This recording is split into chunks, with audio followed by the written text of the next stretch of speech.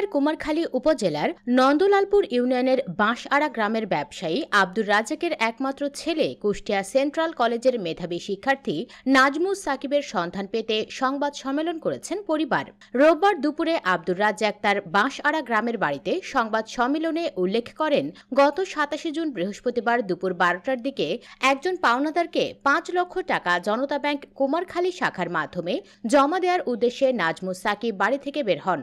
এরপর থেকেই সাকিবের ব্যক্তিগত মোবাইল বন্ধ পাওয়া যায়। সেদিন থেকে এখন পর্যন্ত সাকিব নিখোঁজের দিনই থানায় সাধারণ ডায়েরি করেছেন সাকিবের পরিবার। এখন পর্যন্ত সাকিবের কোনো খোঁজ মেলেনি। তবে পরিবারের দাবি, টাকার জন্যই সাকিবকে গুম করে রাখা হয়েছে। সংবাদ সম্মেলনে সাকিবের জীবননাশের সংশয় প্রকাশ করে দ্রুত সাকিবকে জীবিত উদ্ধারের জন্য পুলিশ প্রশাসনের হস্তক্ষেপ কামনা করেছে ভুক্তভোগী পরিবারটি।